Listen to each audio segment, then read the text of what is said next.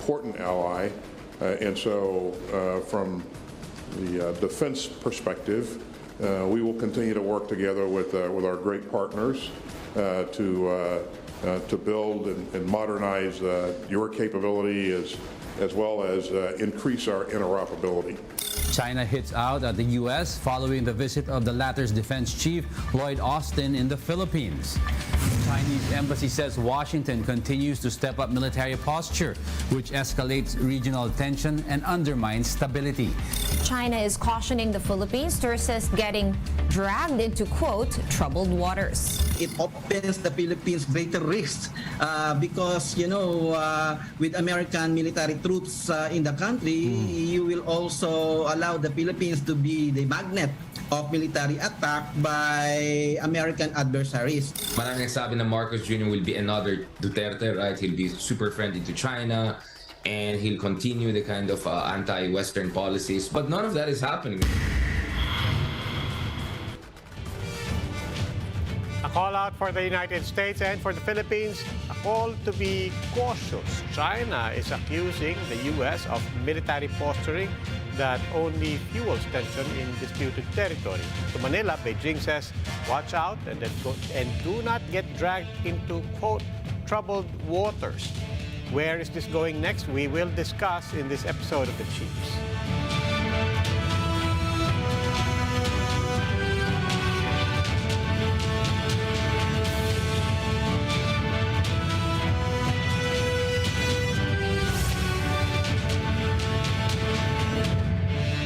Welcome to The Chiefs. Ako po si Robbie Alampay at maya-maya po makakasama rin po natin si Ami Pamintuan, Editor-in-Chief ng Philippine Star. At mamaya rin si Ed Linga will be here with me in the studio in Mandaluyong.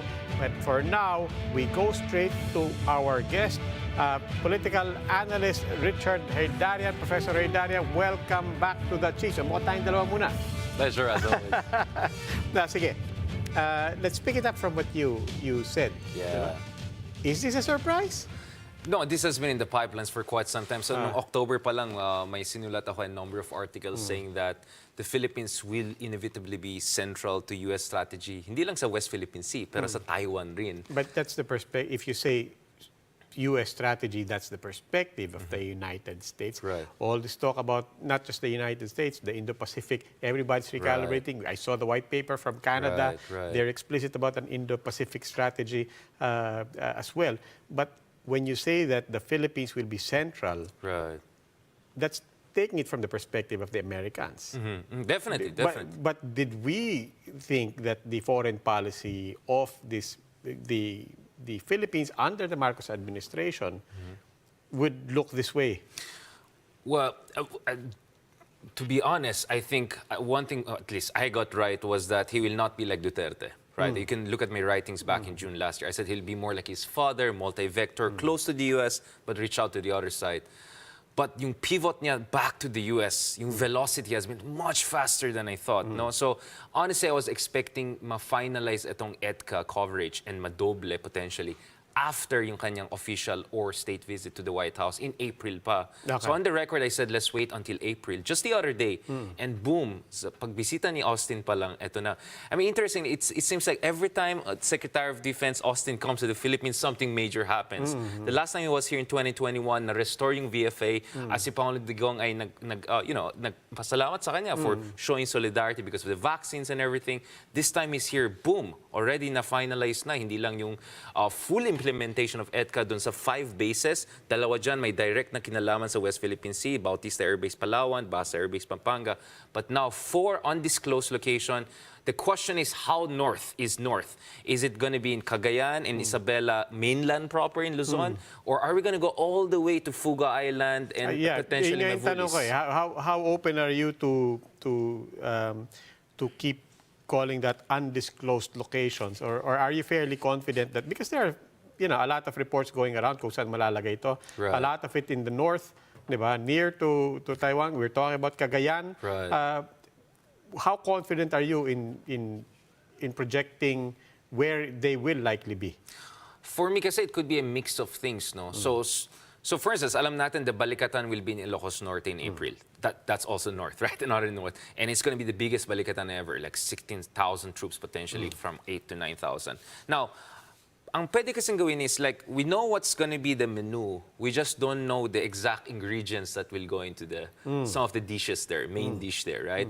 So it could be some of the bases sa sa northern Philippines, Luzon mismo, and then siguro yung Mavulis and Fuga could be potentially open up to US bases if an actual war happens.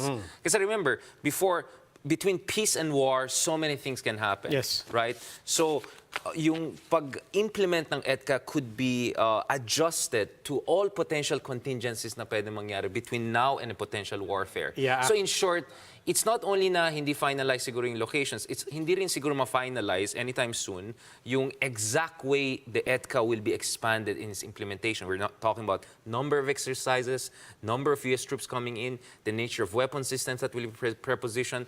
So in short, I don't think we have crossed the Rubicon yet, but I would say this is the most consequential decision of President Marcos Jr. so far, only 7 months into his office. Kaya sobrang mahalaga ito. You said between peace and war. I don't know if you meant that in temporal terms, as in... No, in terms this of time, range in terms of the options. situation. Right. Exactly. Yes. So, before we cross the Rubicon, Yeah. before we cross any line, what might aggression, what might attack, what might unhappiness from Beijing look Right, like? Diba? right. Kasi we're talking about this.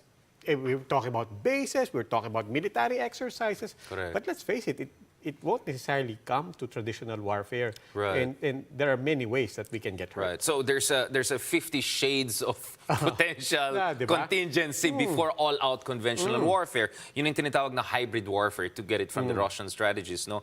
So there could be a full-scale cyber attack against Taiwan and potentially also against Philippines. There could be a partial or full embargo, making it very hard for Taiwan to trade with the rest of the world. May tinatawag din na short, sharp war. You target few Taiwanese military installations but don't go all the way war. So in short, between 1 to 10, peace and war, total war, there's so many options China can look. So ang idea dito is if the US has more access to bases in the north of Philippines, it can have better preparations, then it can make it harder or costlier for China to do any of those 50 shades of threats I was talking about. Not only all-out conventional warfare, but also cyber capability, etc. So, kasi alam natin, yun yung soft underbelly literally ng Taiwan, is southern shores niya. Any full invasion will be happening there. But if the US also has more exercises in the area, more coordination with Philippines, and potentially also Japan. Remember, President Marcos is going to go to Japan next week. That's going to be an important visit. I'm sure Yes. the Taiwan issue will be discussed because the Japanese also have a direct interest in Taiwan on so many levels. No, so that's what I'm saying. Like, ngayon pa lang, we are already preparing for D-Day because, as the Roman saying goes, if you want peace, prepare for war. Because if you're prepared, you have contingency plans, you will make the other side think twice. So the hope here is to prevent conflict by showing a strong force. But again, common that's front. but then again, I see all of that from a military Right. standpoint, diba? There is a show of force, and I completely agree when he talks to Japan, when Australia comes into Australia, the picture, exactly, and correct. so on. Then there is that show of an alliance. And therefore, it will defray and discourage anything on the military side. Yeah. But the passive aggression can look so many ways. Never mind Taiwan. I really just want to talk about Manila and the Philippines. Right, Diba? right. There are so many ways that China can express its displeasure. It's still the biggest trading partner for the Philippines. What will that look like? A cyber warfare with Beijing. What will that look like? In other words, Madali nga ma-shutdown yung NAIA. right. We saw that, like, exactly, just diba? like that, right? Diba? Yeah. Magkiskisan lang yung bus sa EDSA, tigil na yung NCR. Di ba? Parang, I mean, that's what we're talking about. So, Yeah. when we say that we have to be prepared, okay, nakita na natin yung usapan, yung nangyayari ngayon on the military side, on the Right. military presence side, on the alliance building. But what else should we be preparing for, and what should preparation look like on all these other fronts? Yeah, so increasingly it will be impossible for the Philippines to be neutral on the Taiwan question while we have disputes with China in the West Philippine Sea. So medyo double front yan. Now for me, the challenge for the Philippines is this. Actually, the challenge also for China is this. If China does countermeasures aggressively, medyo iipitin tayo lalo sa West Philippines and all, then it will make it easier for the defense establishment in the Philippines to say, Mr. President, I think we have to double down on our alliance with the United States, right? So I think the best option for China moving forward, if I were to advise them, is offer something tangible, concrete, that you didn't to President Duterte. Because President Duterte forward deployed all concessions, really didn't get much. So alam natin, just the other day, kausap ni President Marcos yung main construction company ng China, including a very controversial one. Now, so China can say, ganito, Mr. Marcos, you want our help on infrastructure development and all, then slow down on the U.S. part, because we're really not happy about this. Because Robbie, I mean, the response that China gave to the Austin visit was far more aggressive to the response they gave to Kamala Harris' visit to Palawan. So that tells you this was something big that happened. So I think the best course of action for China is to offer carrots, and then from there, kasi pwede i-dribble din ng Philippines yung EDCA eh. Na-dribble ni Duterte for 6 years, pwede rin dribble ni Marcos. So that's why I'm saying we have not crossed the Rubicon By expanding EDCA, EDCA locations, that's an expression of dribbling? Dribbling the full implementation of EDCA and dribbling the American access to the 4 additional bases, right? I mean, as I said, the number of exercises, the nature of access, the nature of weapon systems, pwede mo pa rin negotiate lahat yan. Okay. Then iiwan muna natin ang US and China on the question of dribbling. Therefore, how would you now rate President Marcos in his foreign affairs game? Well, I mean, the number of foreign visits is a bit too much, probably, and we still have to see. But for me, I just hope that he has really prepared himself for all their potential contingencies, no? But for me, ganito, let's be very clear. The ultimate goal is for the Philippines to have the maximum deterrence capability on its own. At narinig natin kanina, sinabi ni Lloyd Austin, na tutulungan nila ang Pilipinas to develop our own capabilities. So we're not here trying to say, umasa lang tayo sa Amerika para i-dissuade ng China, because it's a very risky thing and it undermines our sovereignty. Yes. We want an independent Philippines. So for me, if we're going to give Americans some precious access to precious bases, by God, we have to get them to get us really good military hardware so that we have the capabilities. That's actually a knock on his father, on Marcos Sr. Diba? Na during his time, the knock was the over-reliance on the United States really stunted our capabilities in terms of external-facing security measures. And I mean, in a way, the senior Marcos used that to have an inward-looking defense capacity. The communist insurgencies, the separatist rebels, and so on. But that was therefore a knock on Marcos, that he actually stunted our capacity for external defense. So you're saying now that this is an opportunity. Because remember, Robbie, nasa third phase na dapat tayo ng AFP Revised Modernization Act na nagsimula in 2012. So we need submarines, fighter jets, real fighter jets, not the FA-50 from Korea. Those are just trainer ones. And US is offering us F-15 fighters in advance and all. So my hope is we go beyond real estate alliance. Yung, I'll give you base, I'll not give you base. Let's go towards an alliance whereby we really get all the weapon systems we need para tayo mismo ay pwede tayo maging porcupine with tetanus. Pag ganun tayo, then we can be more self-reliant and independent. But the problem is, Robbie, that will take 5 to 10 years at the very minimum. Sige, marami pa ako tanong. We're here with Richard Herdaran. We just need to take a break. We will continue our conversation. Stay right there. The Chiefs will be right back.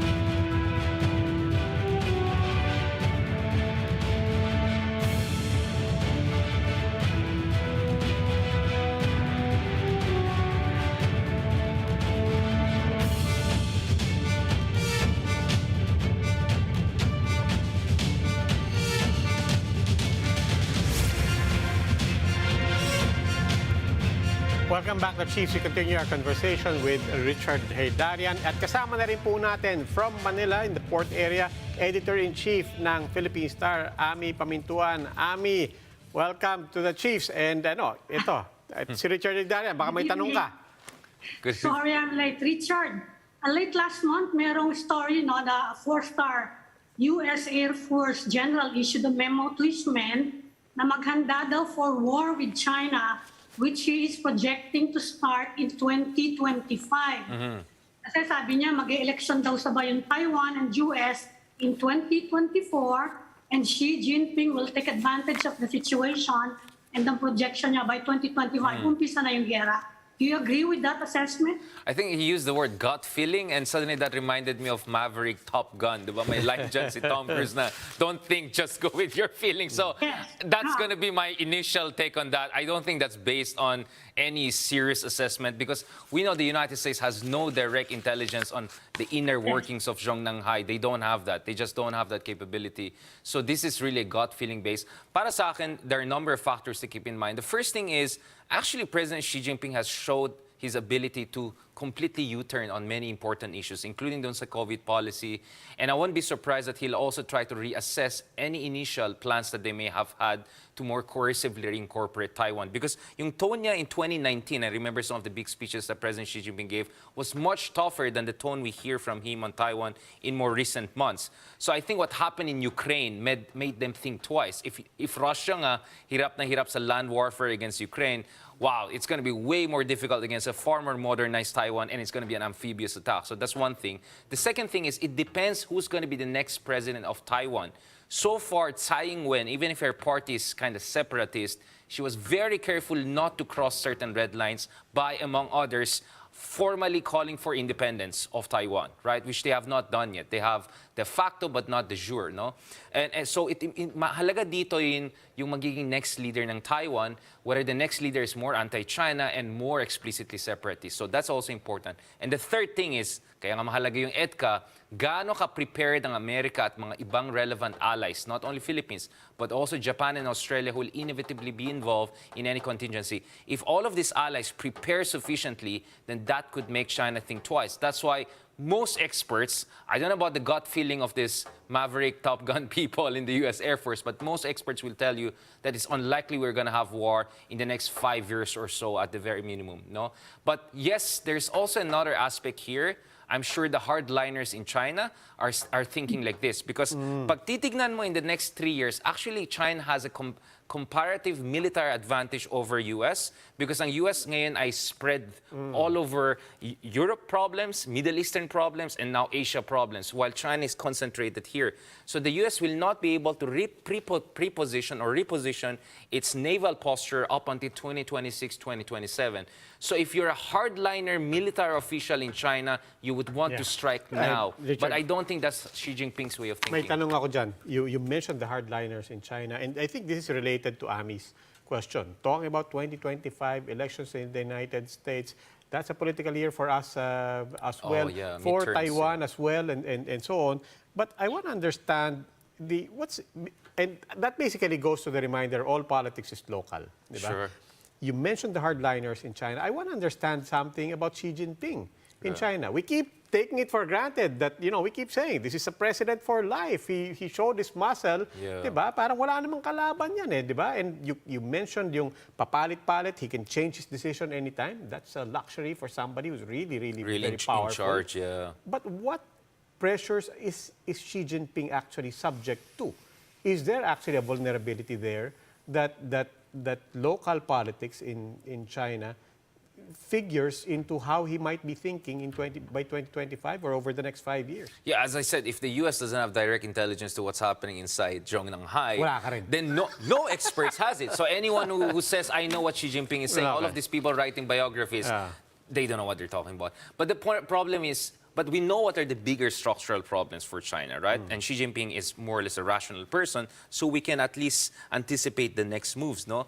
So clearly, one big problem for China is a slowing economy. no?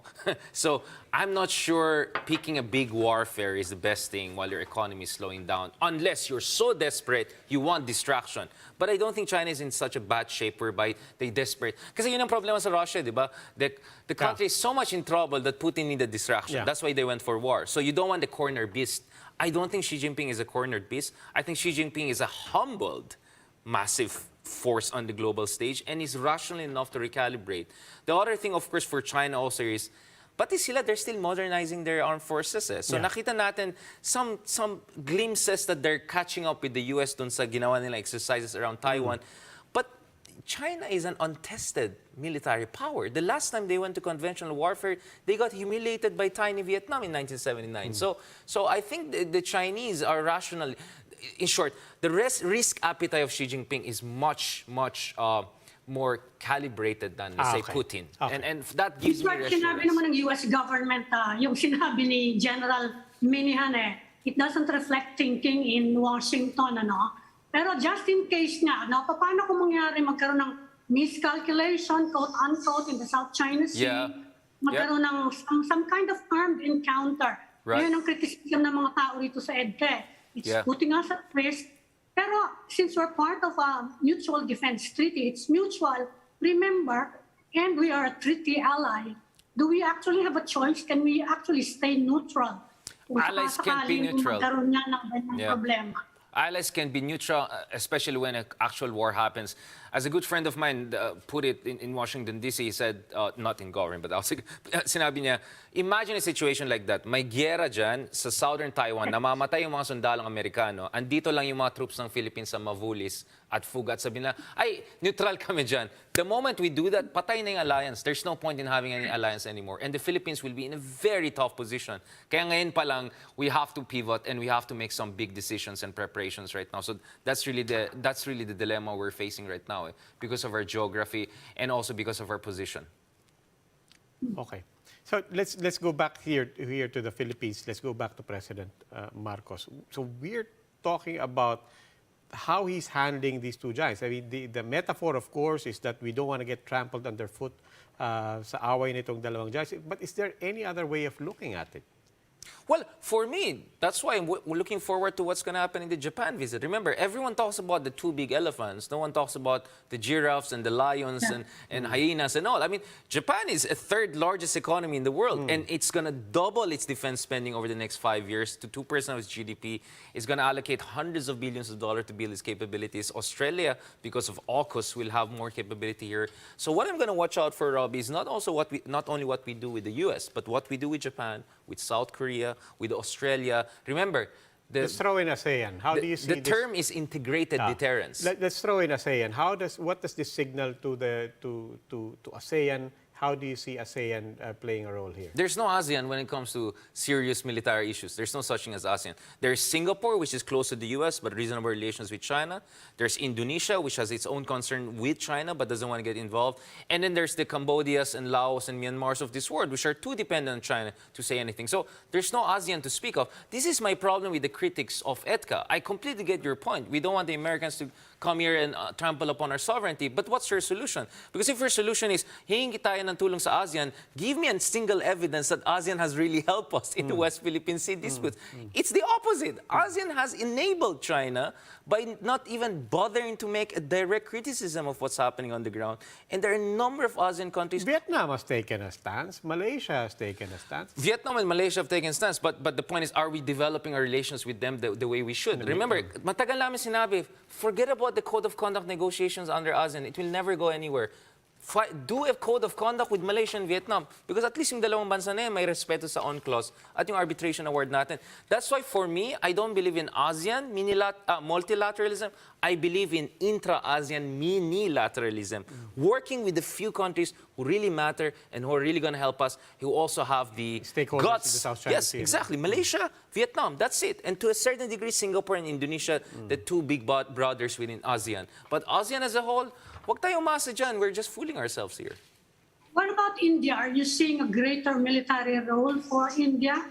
They have indicated that they want to get involved in this region. It's an Indo-Pacific region. Remember, are you saying that? Yeah, I mean, 2017-18 pa lang, I asked Foreign Secretary Jai Shankar about this. And my sense with the Indians is that kasi bogged down din sila sa border disputes nila with China. Yes. And India is still not fully modernized superpower. They're getting there. So I think in the short run, the best that India can offer us is affordable weapon system. Yung BrahMos supersonic missile prepares us for hypersonic missiles in 5 years. I think they can do that on the sides, help us do some patrols. But you're not going to see any big move by India in the next 3 to 4, 5 years. Bakit kamo? Because India is also reorienting its military. It's too dependent on Russia. And they don't like that, but they have no choice. So we won't see a full-scale Indian involvement in this part of the world in the next 3 to 4, 5 years. But yes, the picture will be very different in 10 years from now, Amy. That's why I'm saying ngayon pa lang we also have to reach out to India. So I hope President Marcos also visits India in the near future. Wala bang moral, They have ano doon? Wala bang moral they have pressure doon? stealth ships, huh? Oh, I mean, wala bang moral Yeah. pressure doon? I mean, in India, for that matter, Australia, worked so hard on this Indo-Pacific reframing of the political order, this multipolar proposition. Now, this is how we should look at the world. I'm not saying that they send ships. I'm not saying that they send planes immediately. But isn't there some, among all stakeholders of the Indo-Pacific thinking and framework, including India, including Australia, isn't there a built-in moral pressure there that, oy, pinaglaban nyo to? And now the whole world is crafting their foreign policies around Indo-Pacific, and then you're not going to get involved in this? Well, I mean, speaking of moral positioning, what did India do with the Ukraine issue, right? They chose to get cheap oil from Russia. So let's temper our expectation. But in fairness to India, I think they used the term West Philippine Sea in some of their discussions with us. So they're more sympathetic to us, obviously, than to China. So I think there's a lot that we can do with India, but wag tayo umasa right away. But I'm saying as early as now, it's a relationship worth investing in, even if the ROI will come 5 to 10 years from now. I think India will be the big force in 10 years from now, and they're much more sympathetic to us. Okay, Richard J. Darren, ubusan na naman tayo ng oras. Always a pleasure having you here. Maraming As always, salamat. Robbie. Thanks, Richard. And we will start up another conversation after this breather. The Chiefs will be right back.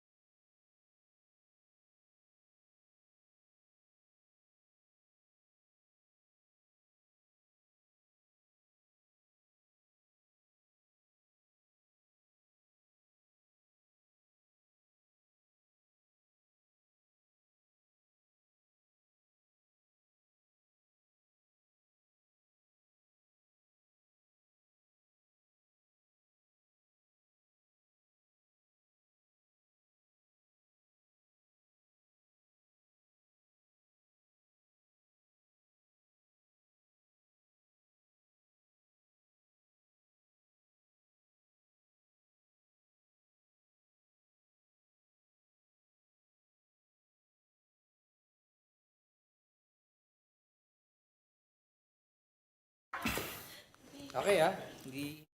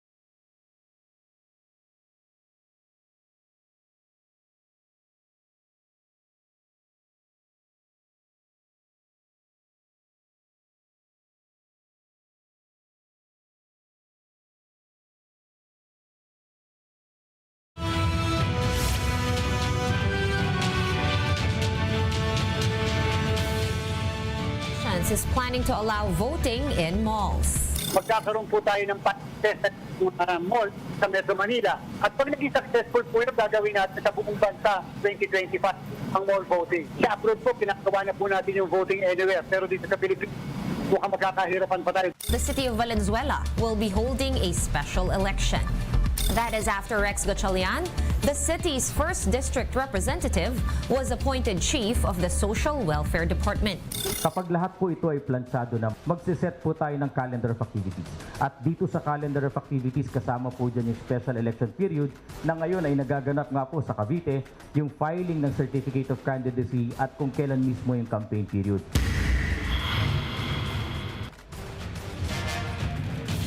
The COMELEC is planning to take voting to the malls. Can they do it in October during the barangay and Sangguniang Kabataan elections? Let's bring in COMELEC spokesman Rex Laudianco. Sir, magandang gabi, Atty. Laudianco, and welcome back to the Chiefs. Magandang gabi po, Sir Ed, Sir Rocky, Ma'am Ami. Magandang gabi po sa lahat ng taga-subaybay ng Chiefs. Thank you, sir, for joining us tonight. Sir, of course, nobody's complaining about mall voting. Siyempre, it's very convenient. Pero do we have the manpower and the resources to be able to do that? Kasi as it is, medyo masikip na tayo. I mean, medyo ipit na tayo sa resources. Yes, we think so, sir. May oras pa naman. And besides po, the partnership with the malls is proven already. It has been working po since we started the registration. Hindi lamang po itong cycle from December to January, but even before yung pong ating registration in 2021.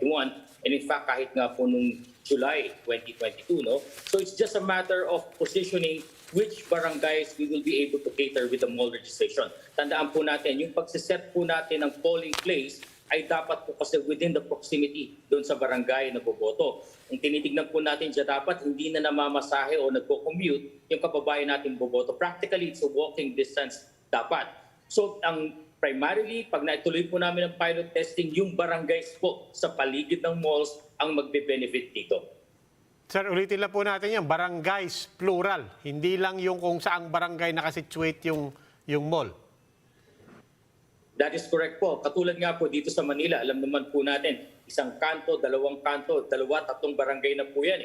So ganun po yung mangyayari. Yung malalapit po doon sa mall natin, doon na po natin sila i-cater. It's just a matter of transferring po yung precincts na supposedly gagawin natin doon sa mga public schools, ililipat lang natin sa malls, same setup. The electoral boards will be there, places will be provided where the voting will be conducted, at yung security natin mas madali, mas convenient sa ating mga kababayan. Sir, it's a transfer of precincts. It's not an additional precinct or two.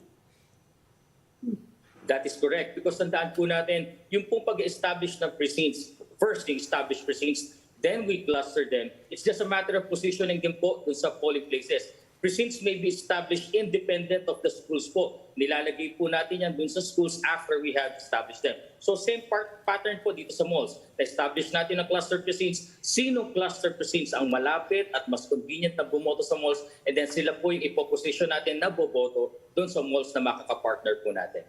Attorney, ang inaalala ng mga tao, baka daw madaling mangdaya kapag ganyang nasa private area yung botohan. Is that a valid concern?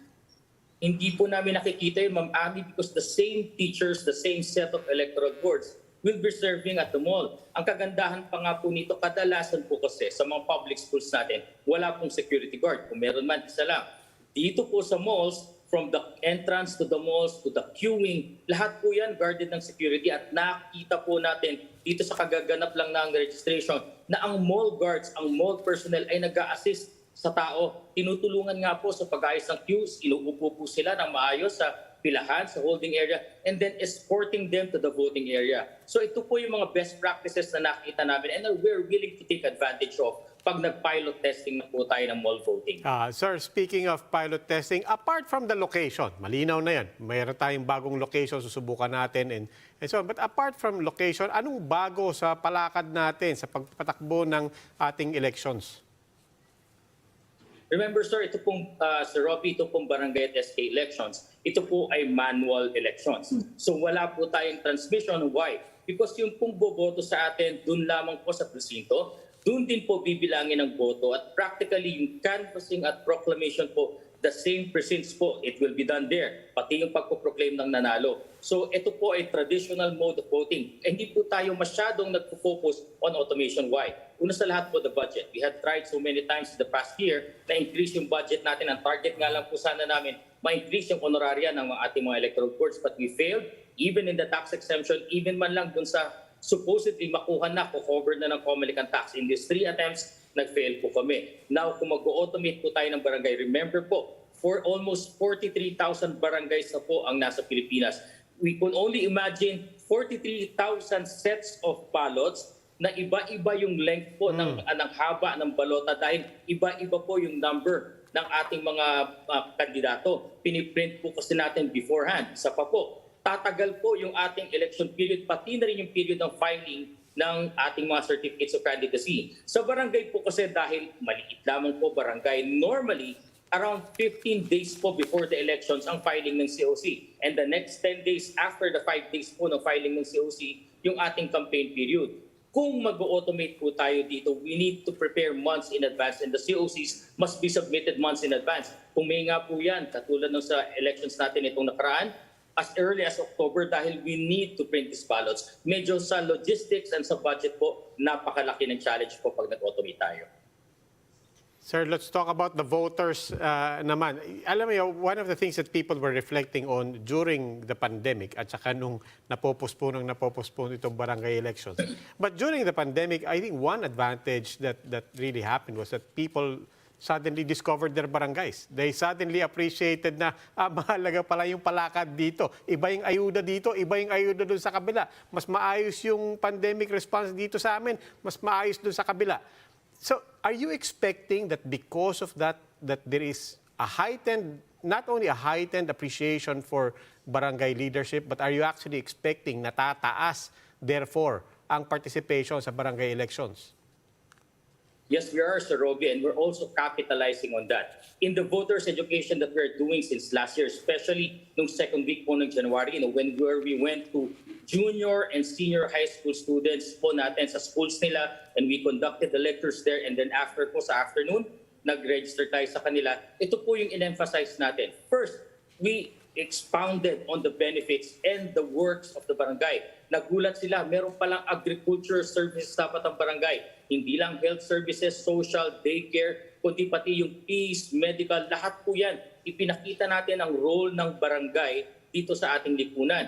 And we also stated to them, naramdaman natin lahat, first-hand, pati SK voters natin, kung efficient at magaling ang inyong barangay. Noong panahon ng 2 taon na kasagsagan ng pandemya, maayos ang serbisyo sa inyo. Nakakarating ang pagkain, ang ayuda, ang tulong, ang gamot, dumarating ang doktor, naka-quarantine, natetest kayo. Pero yung mga barangay na napaka-inefficient ng officials, hindi ganito yung sitwasyon nila at malayong-malayo. That's why we're capitalizing on all our experiences during the pandemic and we're enlightening our voters. Ganito kahalaga ang barangay sa lipunan natin na practically lahat ng serbisyo ng pamahalaan ay ibinababa at pwedeng ibaba sa atin sa barangay.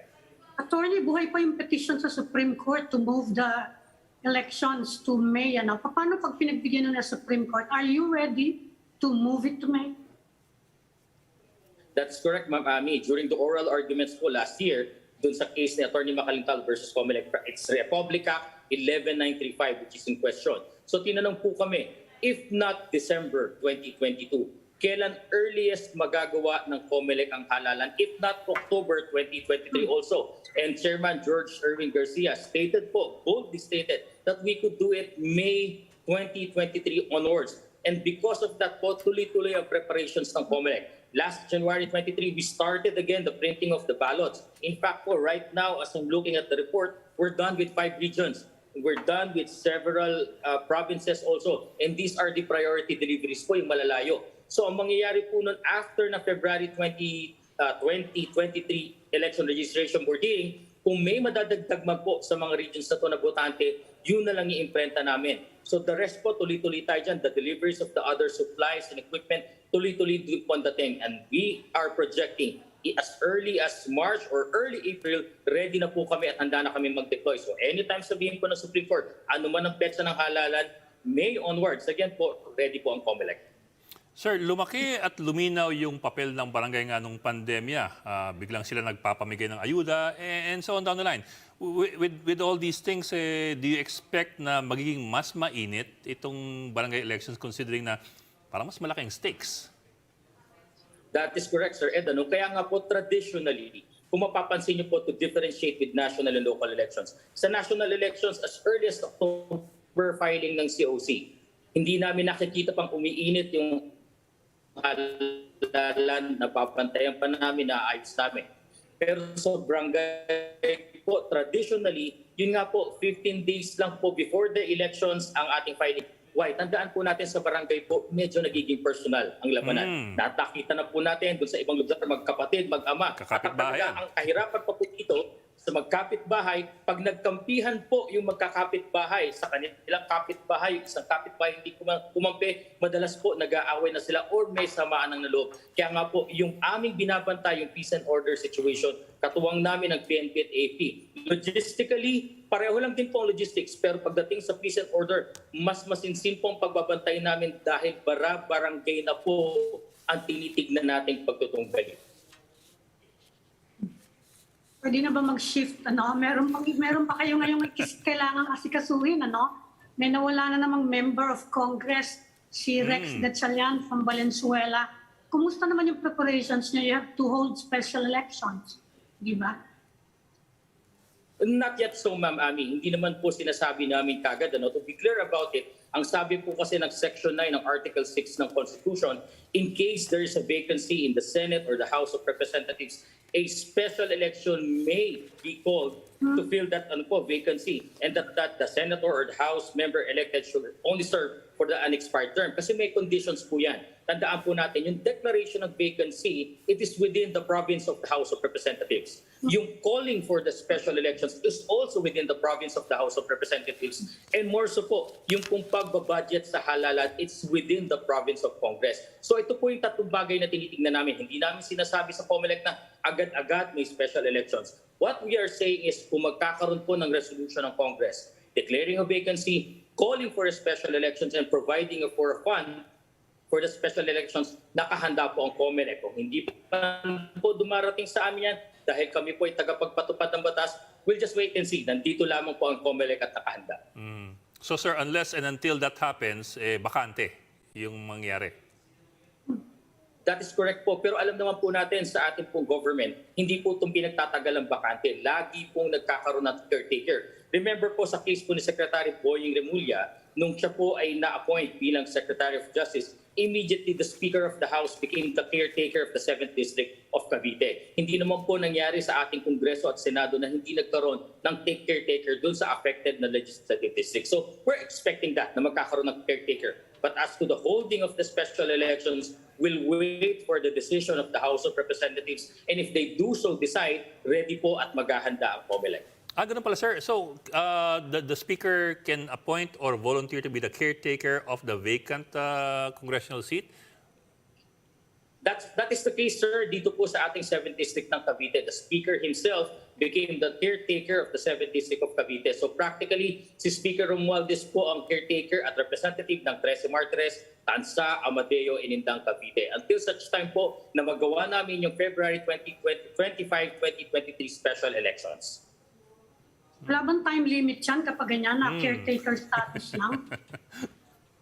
Wala po kasing nakasaad sa Constitution, Ma'am Ami, no? Ang sinasabi lamang po dito is because they may call. And besides, as I've stated before po, yung calling ng elections, yung funding for it, and the certification of vacancy, all of these are within the province of the House of Representatives po. So they can keep it vacant hanggang matapos yung term. Technically, pwede. Legally. Technically, yes, because the term used by the Constitution is may call for a special elections. Pero nangyari na ba yun? Na nagkaroon ng ganyang vacancy and there were no special elections? There was a time, ma'am, when we had only 23 senators na hindi na po nag-call ang Senate ng election para dun sa nalalabi. At hinintay na lamang po yung pagdating na kasunod na halalan to fill up that vacancy po. Buti na pala, wala ng pork barrel ngayon, no? Kung hindi, kung sino pero senator yun eh. May allocation pa rin yun. May pondo pa rin yun. Kaka 7 months pa lang to. Bakit man? But then again, ma'am, it is within the jurisdiction and call po ng House of Representatives. Kami naman po sa COMELEC ay tagapagpatupad lamang ng laws at kung ano man ang magiging desisyon nila, that will be a law. Kaya po, hinihintay lamang din po namin po. Sir, ano lang, balik tanawan ko lang yung nakaraang eleksyon. It's been quite some time already, and people always say, di ba, after every elections, maraming complaints, there are official protests and so on. Open-ended question lang. Are there any issues that have actually been resolved, whether it's at the level of vote buying or at the level of electoral protests? It's so far as vote buying cases, Robin, na lodge po sa COMELEC itself. Kasi tandaan po natin, complaints for vote buying pwede na po sa COMELEC i-file, pwede sa lahat po ng National Prosecution Service sa cities and sa provinces, even sa state. So doon po sa nakalodge sa amin, all of these are undergoing preliminary investigation. In so far as the protest cases naman po, isa-isa pong nare-resolve at nilalabas po ng desisyon ng COMELEC. In fact, hindi lamang po yung protest, pati po yung disqualification cases. Nakikita niyo naman po noong mga nakaraang buwan, isa-isang lumalabas po yung ating mga decision dyan. May napapatanggal po kami ng mga governors, may nare-retain po. May umaakyat sa Korte Suprema. So kami po ay dumudulog din sa Korte Suprema at sumasagot doon. Ang commitment po ng inyong COMELEC po ay i-resolve lahat ng issues na ito, lahat ng kaso before the start of the election period of the May 2025 elections. Para clear po lahat, malinaw ano ang desisyon ng COMELEC. Kung aakyat sila sa Korte Suprema, magbigyan sila ng pagkakataon para makapag-desisyon din po ang Korte Suprema ng tama sa oras. May binanggit si Chairman Garcia noon na two particular cases na malakas daw yung evidence of vote buying nung May. Are you talking about those cases na na-resolve na o ongoing yung investigation nun? Kasi yan daw documented. Right now, Ma'am Ami, these are undergoing preliminary investigation po. Ultimately po kasi cases for vote buying, election offenses po ang tawag nito. Pag nag-resolve po ang Commission and Bank, ang magiging resolve po nito is to file criminal information or not to dismiss the complaint. Kung magde-decision po ang Commission and Bank to file cases, we will be filing criminal complaints sa regional trial courts po. Sa ngayon po, wala pang natatapos na preliminary investigation. Ongoing pa rin po ito at umaasa po kami na matatapos ng iba't ibang sangay ng COMELEC, including the Law Department and field offices, ang hinihintay po namin mga investigations. Sir, sa issue naman ng campaign finance po, I understand, it was, I think, last month lang, the COMELEC already junked 1,000 cases of campaign overspending from 2010 and 2013. But those are, long ago pa. I'm wondering lang kung merong updates dun sa 2023 as far as overspending is concerned. Sir, in 2016 cases upwards, kasama po yung ating 2019 and 2022 cases, all of these are undergoing review. Yung iba po, tapos na yung preliminary investigation, nagkakaroon po ng review at dinadaan po namin ito sa Commission and Bank because the Commission and Bank has to decide as an bank po as a whole sa kada kaso po nito. So at alam natin, medyo marami po siya, pero nakikita naman po lumalabas isa-isa yung decision at tinatapos nga po ng COMELEC at base nga po sa commitment ni Chairman Garcia, they really intend to finish all of these cases before the election season of 2025 starts po. Okay, Mr. Laudianco. Sir, maraming salamat po. Thank you, sir. Thank you, Attorney. Thank you very much, Sir Robbie po, Sir Ed, and Ma'am Abby. Maraming salamat po, mabuhay po kayo. And that's COMELEC spokesperson Rex Laudianco. And that is all we have for the Chiefs this week. We hope that what was discussed will keep the conversation going. Ako po si Robbie Alampay. I'm Mami Pamintuan of the Philippine Star. I'm Ed Lingao. We are One News, all sides, all the time.